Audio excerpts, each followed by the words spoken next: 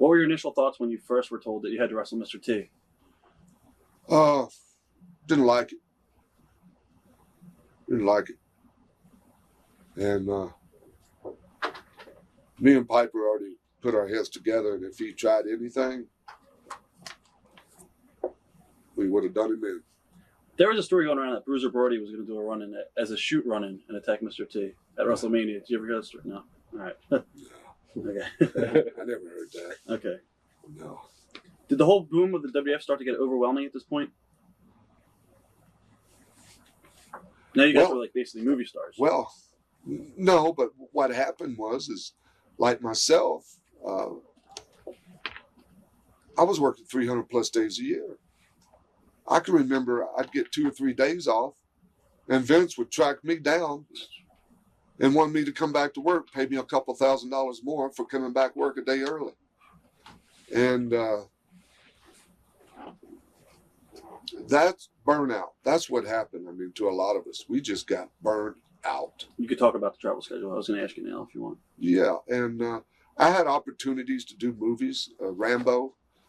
I had the part in there. Vince wouldn't let me do it. Miami Vice, Don Johnson used to come to the matches all the time and got to talk to him. I was going to play a part on that where this guy gets out of prison and goes after him. John Masuzak ended up playing that part. Me and John played college ball together for 2 years. But Burnout just got to be brutal. It was brutal. Because we were in Florida one day, and the next day we'd be in California or Toronto, Canada, and then the next day we'd be down in Tennessee, and boom, we were everywhere. And of course, I was a main event every night too. When you main event, you got to go. And I was going hurt, burnt out, and tired, flying all day, and getting to the gym, and I was working 18 hours a day, man. I did that for 3 years. What was drugs like in the locker room at this point with the travel? Did a lot of guys have to? Well, it's just like anything else. If you know where to go, it's there. Right. That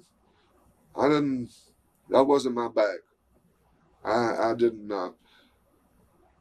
That wasn't my bag.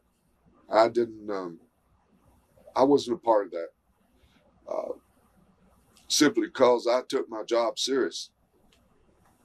Real serious, and that to me that you can't burn the candle at both ends. You can't work 300 plus days a year for 3 years, 3.5 years. You can't do that, and do it right. And of course, it's like every other sport. It's there. Right. Yes, it's there. Getting back to the WrestleMania match, was Mr. T serious? Did he take it serious, and how was he to work with? Oh yeah, he was scared to death. Oh yeah, he was all right. I mean. But he brought something to the table too now. I mean, because he was over back then in that time. Yeah.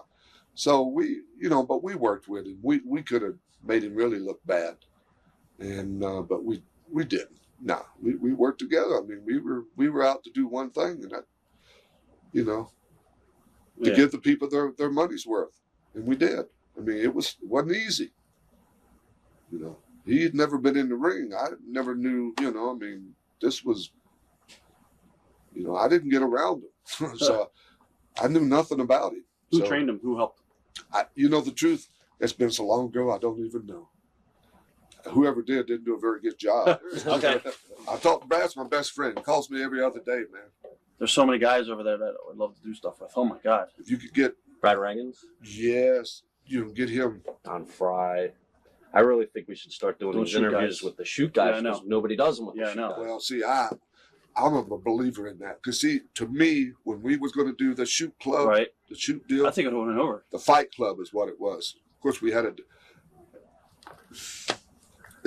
but see, what would have happened, we're helping Goldberg because everybody was jumping him and this, all that, remember? Finally, we would be in the stands. And this happens. And then, boom, Mark Coleman hit the ring. Don Fry hit the ring. It would have been big. Hey, it would have been good. Huge. And then, as it goes, it might take 4, 5, 6 months. Right. Finally, all the shoot guys are getting pissed off because Goldberg is getting all the glory. None of us, none of them were getting nothing. Even though Goldberg, in the beginning, when you first did it, Goldberg said, you know, he used to watch Don Frye and you Coleman. I'm so glad. I want you. I want you to be here with me. Mm-hmm. So now they're in it together as his bodyguard. But as time goes on. And then when Hulk goes on there, then you have Mark Coleman or Don Frye, one of the two, to finally turn on Goldberg. They're doing big. Don Frye had the greatest. He has an awesome look ever. He does have a good look. Don will beat Mark the next time. Don's going to be fighting Mark here pretty quick. Watch. But to me, if they'd done that, just think now. No, it would have been to good. Shoot. Because they never had any guys like that. Except Severin, and he was horrible. He had Tank Abbott. He had no character. Shit. It's like vanilla. Is this one? Yeah, you can do a count.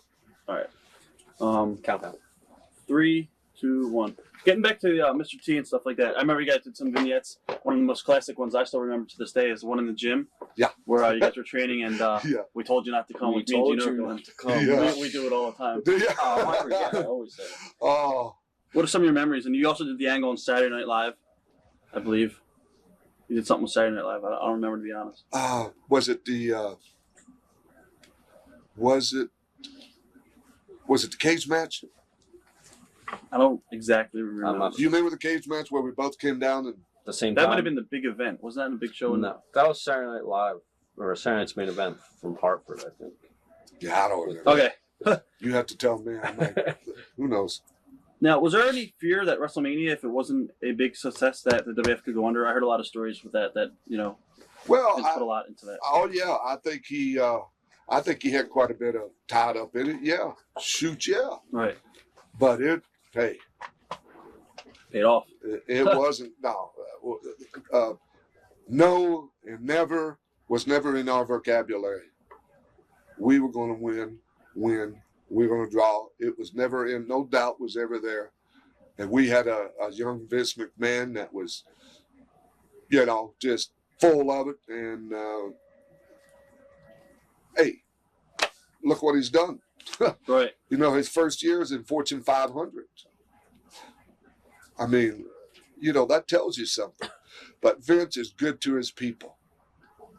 That's what I liked about him. He was good to his people. And when people worked for him, they didn't like to go back anywhere else. He'll spoil you. Plus, he pays good, too. Right. What were your initial thoughts when you were told that you were going to be turning babyface?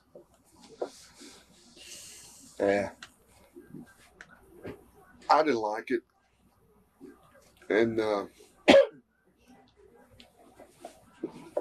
you know, I didn't like it. If they would have given me the belt back when I had Hogan, which I suggested to him, it would have brought him to a new level. But I guess they didn't, you know, they didn't think that was the right thing to do. And I think they gave it to Savage then or something later. I was already gone then. Right. I know this, that we still hold records. Madison Square Garden sold out. Our first time there sold out. 30 minutes, 45 minutes, it was gone. 78,000 in Toronto. Right, of the big event show.